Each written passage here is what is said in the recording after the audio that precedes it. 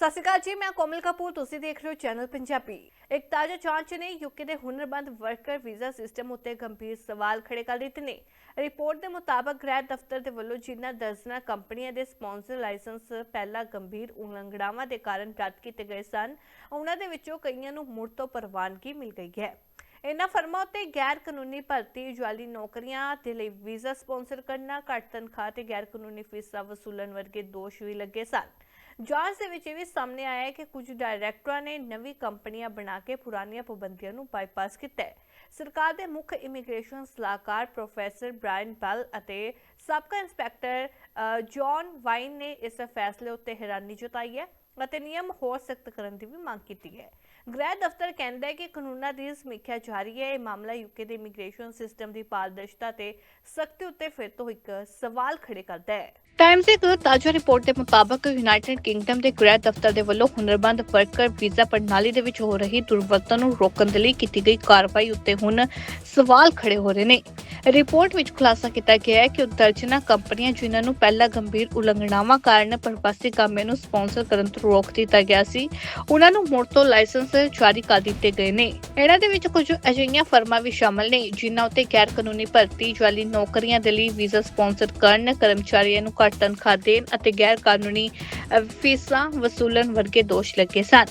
ਗ੍ਰਹਿ ਦਫ਼ਤਰ ਨੇ ਪਿਛਲੇ ਸਾਲ ਐਲਾਨ ਕੀਤਾ ਸੀ ਕਿ ਉਸਨੇ ਹੁਨਰਮੰਦ ਵਰਕਰ ਸਿਸਟਮ ਦੇ ਵਿੱਚ ਹੋ ਰਹੇ ਦੁਰਵਿਵਹਾਰ ਅਤੇ ਸ਼ੋਸ਼ਣ ਉੱਤੇ ਰੋਕ ਲਗਾਉਣ ਦੇ ਲਈ ਸੈਂਕੜੇ ਦੇਖਭਾਲ ਕੰਪਨੀਆਂ ਦੇ ਸਪਾਂਸਰ ਲਾਇਸੈਂਸ ਰੱਦ ਕਰ ਦਿੱਤੇ ਨੇ।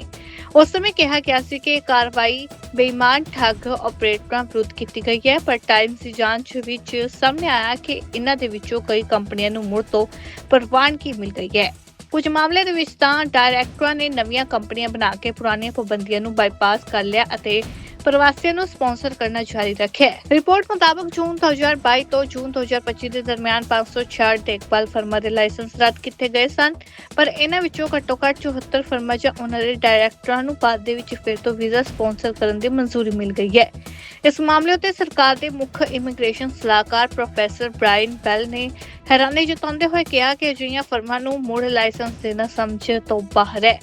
ਉਹਨਾਂ ਇਹ ਵੀ ਕਿਹਾ ਕਿ ਵਿੱਤੀ ਖੇਤਰ ਦੇ ਵਿੱਚ ਗਲਤੀ ਕਰਨ ਉੱਤੇ ਲੰਬੇ ਸਮੇਂ ਦੇ ਲਈ ਪਾਬੰਦੀ ਲੱਗਦੀ ਹੈ ਤੇ ਇਮੀਗ੍ਰੇਸ਼ਨ ਸਿਸਟਮ ਦੇ ਵਿੱਚ ਵੀ ਇਹੋ ਜਿਹਾ ਸਖਤ ਰੂਪ ਅਪਣਾਇਆ ਜਾਣਾ ਚਾਹੀਦਾ ਹੈ। ਉੱਥੇ ਸਾਬਕਾ ਸਰਹੱਦਾਂ ਤੇ ਇਮੀਗ੍ਰੇਸ਼ਨ ਮੁੱਖ ਇੰਸਪੈਕਟਰ ਜੌਨ ਵਾਈਨ ਨੇ ਕਿਹਾ ਕਿ ਇਹ ਫੈਸਲੇ ਆਮ ਸਮਝ ਦੇ ਖਿਲਾਫ ਨੇ ਅਤੇ ਨਿਯਮਾਂ ਨੂੰ ਹੋਰ ਸਖਤ ਬਣਾਉਣ ਦੀ ਲੋੜ ਹੈ। ਇਸ ਸੰਬੰਧ ਦੇ ਵਿੱਚ ਗ੍ਰਹਿ ਦਫ਼ਤਰ ਦੇ ਬੁਲਾਰੇ ਨੇ ਕਿਹਾ ਕਿ ਸਰਕਾਰ ਸਰਗਰਮੀ ਦੇ ਨਾਲ ਸਮੀਖਿਆ ਕਰ ਰਹੀ ਹੈ ਕਿ ਵੀਜ਼ਾ ਦੁਰਵਰਤੋਂ ਨੂੰ ਪੂਰੀ ਤਰ੍ਹਾਂ ਰੋਕਣ ਅਤੇ ਪ੍ਰਵਾਸੀ ਕਾਮੇ ਦੇ ਸ਼ੋਸ਼ਣ ਨੂੰ ਖਤਮ ਕਰਨ ਦੇ ਲਈ ਮੌਜੂਦਾ ਕਾਨੂੰਨਾਂ ਨੂੰ ਹੋਰ ਮਜ਼ਬੂਤ ਬਣਾਉਣ ਦੀ ਲੋੜ ਹੈ ਜਾਂ ਨਹੀਂ। ਇਸ ਰਿਪੋਰਟ ਨੇ ਇੱਕ ਵਾਰ ਫਿਰ ਯੂਕੇ ਦੇ ਇਮੀਗ੍ਰੇਸ਼ਨ ਸਿਸਟਮ ਦੀ ਪਾਰਦਰਸ਼ਤਾ ਤੇ ਸਖਤੀ ਉੱਤੇ ਗੰਭੀਰ ਸਵਾਲ ਖੜੇ ਕਰ ਦਿੱਤੇ ਨੇ। ਸਤਿ ਸ਼੍ਰੀ ਅਕਾਲ ਜੀ, ਮੈਂ ਕੋਮਲ ਕਪੂਰ। ਤੁਸੀਂ ਦੇਖ ਰਹੇ ਹੋ ਚੈਨਲ ਪੰਜਾਬੀ। ਇੱਕ ਤਾਜ਼ਾ ਜਾਂਚ ਨੇ ਯੂਕੇ ਦੇ ਹੁਨਰਮੰਦ ਵਰਕਰ ਵੀਜ਼ਾ ਸਿਸਟਮ ਉੱਤੇ ਗੰਭੀਰ ਸਵਾਲ ਖੜੇ ਕਰ ਦਿੱਤੇ ਨੇ। ਰਿਪੋਰਟ ਦੇ ਮੁਤਾਬਕ ਗ੍ਰਹਿ ਦਫ਼ਤਰ ਦੇ ਵੱਲੋਂ ਜਿਨ੍ਹਾਂ ਦਰਜਨਾਂ ਕੰਪਨੀਆਂ ਦੇ ਸਪਾਂਸਰ ਲਾਇਸੈਂਸ ਪਹਿਲਾਂ ਗੰਭੀਰ ਉਲੰਘਣਾਵਾਂ ਦੇ ਕਾਰਨ ਰੱਦ ਕੀਤੇ ਗਏ ਸਨ, ਉਹਨਾਂ ਦੇ ਵਿੱਚੋਂ ਕਈਆਂ ਨੂੰ ਮੁੜ ਤੋਂ ਪ੍ਰਵਾਨਗੀ ਮਿਲ ਗਈ ਹੈ। ਇਨ੍ਹਾਂ ਫਰਮਾਂ ਉੱਤੇ ਗੈਰ ਕਾਨੂੰਨੀ ਭਰਤੀ, ਜਾਅਲੀ ਨੌਕਰੀਆਂ ਦੇ ਲਈ ਵੀਜ਼ਾ ਸਪਾਂਸਰ ਕਰਨਾ, ਘੱਟ ਤਨਖਾਹ ਤੇ ਗੈਰ ਕਾਨੂੰਨੀ ਫੀਸਾਂ ਵਸੂਲਣ ਵਰਗੇ ਦੋਸ਼ ਵੀ ਲੱਗੇ ਸਨ। ਜਾਂਚ ਦੇ ਵਿੱਚ ਇਹ ਵੀ ਸਾਹਮਣੇ ਆਇਆ ਹੈ ਕਿ ਕੁਝ ਡਾਇਰੈਕਟਰਾਂ ਨੇ ਨਵੀਂ ਕੰਪਨੀਆਂ ਬਣਾ ਕੇ ਪੁਰਾਣੀਆਂ ਪਾਬੰਦੀਆਂ ਨੂੰ ਬਾਈਪਾਸ ਕੀਤਾ ਹੈ। ਸਰਕਾਰ ਦੇ ਮੁੱਖ ਇਮੀਗ੍ਰੇਸ਼ਨ ਸਲਾਹਕਾਰ ਪ੍ਰੋਫੈਸਰ ਬ੍ਰਾਇਨ ਬੈਲ ਅਤੇ ਸਾਬਕਾ ਇੰਸਪੈਕਟਰ ਜੌਨ ਵਾਈਨ ਨੇ ਇਸ ਫੈਸਲੇ ਉੱਤੇ ਹੈਰਾਨੀ ਜਤਾਈ ਹੈ ਅਤੇ ਨਿਯਮ ਹੋਰ ਸਖਤ ਕਰਨ ਦੀ ਵੀ ਮੰਗ ਕੀਤੀ ਹੈ। ਗ੍ਰਹਿ ਦਫ਼ਤਰ ਕਹਿੰਦਾ ਹੈ ਕਿ ਕਾਨੂੰਨਾਂ ਦੀ ਸਮੀਖਿਆ ਜਾਰੀ ਹੈ। ਇਹ ਮਾਮਲਾ ਯੂਕੇ ਦੇ ਇਮੀਗ੍ਰੇਸ਼ਨ ਸਿਸਟਮ ਦੀ ਪਾਰਦਰਸ਼ਤਾ ਤੇ ਸਖਤੀ ਉੱਤੇ ਫਿਰ ਤੋਂ ਇੱਕ ਸਵਾਲ ਖੜੇ ਕਰਦਾ ਹੈ। ਟਾਈਮਜ਼ ਦੀ ਇੱਕ ਤਾਜ਼ਾ ਰਿਪੋਰਟ ਦੇ ਮੁਤਾਬਕ ਯੂਨਾਈਟਿਡ ਕਿੰਗਡਮ ਦੇ ਗ੍ਰਹਿ ਦਫ਼ਤਰ ਦੇ ਵੱਲੋਂ ਹੁਨਰਮੰਦ ਵਰਕਰ ਵੀਜ਼ਾ ਪ੍ਰਣਾਲੀ ਦੇ ਵਿੱਚ ਹੋ ਰਹੀ ਦੁਰਵਰਤੋਂ ਨੂੰ ਰੋਕਣ ਦੇ ਲਈ ਕੀਤੀ ਗਈ ਕਾਰਵਾਈ ਉੱਤੇ ਹੁਣ ਸਵਾਲ ਖੜੇ ਹੋ ਰਹੇ ਨੇ। ਰਿਪੋਰਟ ਵਿੱਚ ਖੁਲਾਸਾ ਕੀਤਾ ਗਿਆ ਹੈ ਕਿ ਦਰਜਨਾਂ ਕੰਪਨੀਆਂ ਜਿਨ੍ਹਾਂ ਨੂੰ ਪਹਿਲਾਂ ਗੰਭੀਰ ਉਲੰਘਣਾਵਾਂ ਕਾਰਨ ਪ੍ਰਵਾਸੀ ਕਾਮਿਆਂ ਨੂੰ ਸਪਾਂਸਰ ਕਰਨ ਤੋਂ ਰੋਕ ਦਿੱਤਾ ਗਿਆ ਸੀ, ਉਹਨਾਂ ਨੂੰ ਮੁੜ ਤੋਂ ਲਾਇਸੈਂਸ ਜਾਰੀ ਕਰ ਦਿੱਤੇ ਗਏ ਨੇ। ਇਹਨਾਂ ਦੇ ਵਿੱਚ ਕੁਝ ਅਜਿਹੀਆਂ ਫਰਮਾਂ ਵੀ ਸ਼ਾਮਲ ਨੇ ਜਿਨ੍ਹਾਂ ਉੱਤੇ ਗੈਰ ਕਾਨੂੰਨੀ ਭਰਤੀ, ਜਾਅਲੀ ਨੌਕਰੀਆਂ ਦੇ ਲਈ ਵੀਜ਼ਾ ਸਪਾਂਸਰ ਕਰਨ, ਕਰਮਚਾਰੀਆਂ ਨੂੰ ਘੱਟ ਤਨਖਾਹ ਦੇਣ ਅਤੇ ਗੈਰ ਕਾਨੂੰਨੀ ਫੀਸਾਂ ਵਸੂਲਣ ਵਰਗੇ ਦੋਸ਼ ਲੱਗੇ ਸਨ। ਗ੍ਰਹਿ ਦਫ਼ਤਰ ਨੇ ਪਿਛਲੇ ਸਾਲ ਐਲਾਨ ਕੀਤਾ ਸੀ ਕਿ ਉਸਨੇ ਹੁਨਰਮੰਦ ਵਰਕਰ ਸਿਸਟਮ ਦੇ ਵਿੱਚ ਹੋ ਰਹੇ ਦੁਰਵਿਵਹਾਰ ਅਤੇ ਸ਼ੋਸ਼ਣ ਉੱਤੇ ਰੋਕ ਲਗਾਉਣ ਦੇ ਲਈ ਸੈਂਕੜੇ ਦੇਖਭਾਲ ਕੰਪਨੀਆਂ ਦੇ ਸਪਾਂਸਰ ਲਾਇਸੈਂਸ ਰੱਦ ਕਰ ਦਿੱਤੇ ਨੇ।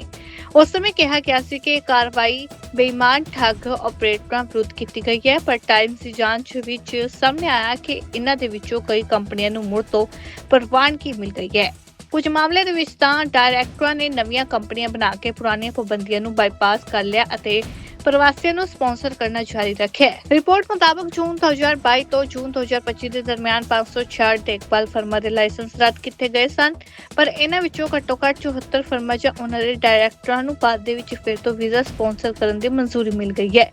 ਇਸ ਮਾਮਲੇ ਉੱਤੇ ਸਰਕਾਰ ਦੇ ਮੁੱਖ ਇਮੀਗ੍ਰੇਸ਼ਨ ਸਲਾਹਕਾਰ ਪ੍ਰੋਫੈਸਰ ਬ੍ਰਾਇਨ ਬੈਲ ਨੇ ਹੈਰਾਨੀ ਜਤਾਉਂਦੇ ਹੋਏ ਕਿਹਾ ਕਿ ਅਜਿਹੀਆਂ ਫਰਮਾਂ ਨੂੰ ਮੁੜ ਲਾਇਸੈਂਸ ਦੇਣਾ ਸਮਝ ਤੋਂ ਬਾਹਰ ਹੈ। ਉਹਨਾਂ ਇਹ ਵੀ ਕਿਹਾ ਕਿ ਵਿੱਤੀ ਖੇਤਰ ਦੇ ਵਿੱਚ ਗਲਤੀ ਕਰਨ ਉੱਤੇ ਲੰਬੇ ਸਮੇਂ ਦੇ ਲਈ ਪਾਬੰਦੀ ਲੱਗਦੀ ਹੈ ਤੇ ਇਮੀਗ੍ਰੇਸ਼ਨ ਸਿਸਟਮ ਦੇ ਵਿੱਚ ਵੀ ਇਹੋ ਜਿਹਾ ਸਖਤ ਰੂਪ ਅਪਣਾਇਆ ਜਾਣਾ ਚਾਹੀਦਾ ਹੈ। ਉੱਥੇ ਸਾਬਕਾ ਸਰਹੱਦਾਂ ਤੇ ਇਮੀਗ੍ਰੇਸ਼ਨ ਮੁੱਖ ਇੰਸਪੈਕਟਰ ਜੌਨ ਵਾਈਨ ਨੇ ਕਿਹਾ ਕਿ ਇਹ ਫੈਸਲੇ ਆਮ ਸਮਝ ਦੇ ਖਿਲਾਫ ਨੇ ਅਤੇ ਨਿਯਮਾਂ ਨੂੰ ਹੋਰ ਸਖਤ ਬਣਾਉਣ ਦੀ ਲੋੜ ਹੈ। ਇਸ ਸੰਬੰਧ ਦੇ ਵਿੱਚ ਗ੍ਰਹਿ ਦਫ਼ਤਰ ਦੇ ਬੁਲਾਰੇ ਨੇ ਕਿਹਾ ਕਿ ਸਰਕਾਰ ਸਰਗਰਮੀ ਦੇ ਨਾਲ ਸਮੀਖਿਆ ਕਰ ਰਹੀ ਹੈ ਕਿ ਵੀਜ਼ਾ ਦੁਰਵਰਤੋਂ ਨੂੰ ਪੂਰੀ ਤਰ੍ਹਾਂ ਰੋਕਣ ਅਤੇ ਪ੍ਰਵਾਸੀ ਕਾਮੇ ਦੇ ਸ਼ੋਸ਼ਣ ਨੂੰ ਖਤਮ ਕਰਨ ਦੇ ਲਈ ਮੌਜੂਦਾ ਕਾਨੂੰਨਾਂ ਨੂੰ ਹੋਰ ਮਜ਼ਬੂਤ ਬਣਾਉਣ ਦੀ ਲੋੜ ਹੈ ਜਾਂ ਨਹੀਂ। ਇਸ ਰਿਪੋਰਟ ਨੇ ਇੱਕ ਵਾਰ ਫਿਰ ਯੂਕੇ ਦੇ ਇਮੀਗ੍ਰੇਸ਼ਨ ਸਿਸਟਮ ਦੀ ਪਾਰਦਰਸ਼ਤਾ ਅਤੇ ਸਖਤੀ ਉੱਤੇ ਗੰਭੀਰ ਸਵਾਲ ਖੜੇ ਕਰ ਦਿੱਤੇ ਨੇ। ਸਤਿ ਸ਼੍ਰੀ ਅਕਾਲ ਜੀ, ਮੈਂ ਕੋਮਲ ਕਪੂਰ, ਤੁਸੀਂ ਦੇਖ ਰਹੇ ਹੋ ਚੈਨਲ ਪੰਜਾਬੀ। ਇੱਕ ਤਾਜ਼ਾ ਜਾਂਚ ਨੇ ਯੂਕੇ ਦੇ ਹੁਨਰਮੰਦ ਵਰਕਰ ਵੀਜ਼ਾ ਸਿਸਟਮ ਉੱਤੇ ਗੰਭੀਰ ਸਵਾਲ ਖੜੇ ਕਰ ਦਿੱਤੇ ਨੇ। ਰਿਪੋਰਟ ਦੇ ਮੁਤਾਬਕ ਗ੍ਰਹਿ ਦਫ਼ਤਰ ਦੇ ਵੱਲੋਂ ਜਿਨ੍ਹਾਂ ਦਰਜਨਾਂ ਕੰਪਨੀਆਂ ਦੇ ਸਪਾਂਸਰ ਲਾਇਸੈਂਸ ਪਹਿਲਾਂ ਗੰਭੀਰ ਉਲੰਘਣਾਵਾਂ ਦੇ ਕਾਰਨ ਰੱਦ ਕੀਤੇ ਗਏ ਸਨ, ਉਹਨਾਂ ਦੇ ਵਿੱਚੋਂ ਕਈਆਂ ਨੂੰ ਮੁੜ ਤੋਂ ਪ੍ਰਵਾਨਗੀ ਮਿਲ ਗਈ ਹੈ।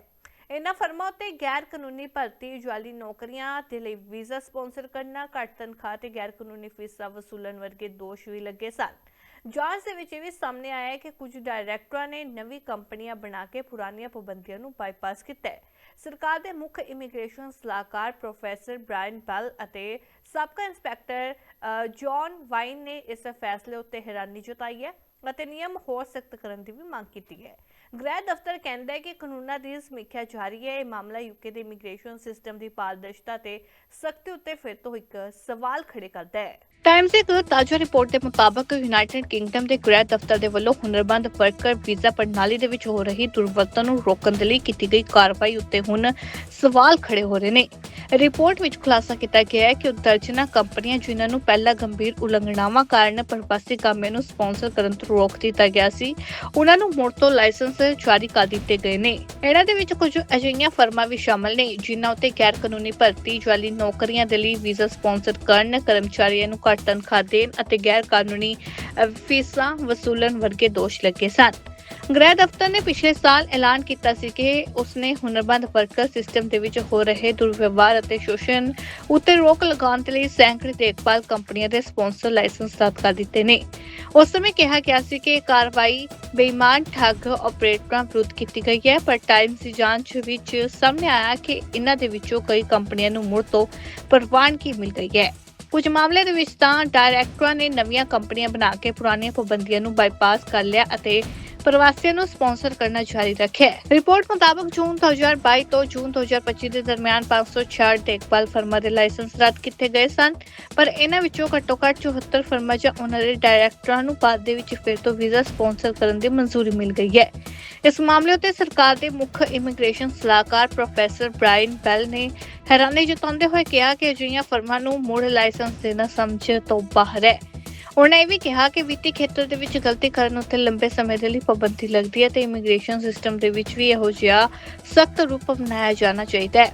ਉੱਥੇ ਸਾਬਕਾ ਸਰਹੱਦਾਂ ਤੇ ਇਮੀਗ੍ਰੇਸ਼ਨ ਮੁੱਖ ਇੰਸਪੈਕਟਰ ਜੌਨ ਵਾਈਨ ਨੇ ਕਿਹਾ ਕਿ ਇਹ ਫੈਸਲੇ ਆਮ ਸਮਝ ਦੇ ਖਿਲਾਫ ਨੇ ਅਤੇ ਨਿਯਮਾਂ ਨੂੰ ਹੋਰ ਸਖਤ ਬਣਾਉਣ ਦੀ ਲੋੜ ਹੈ।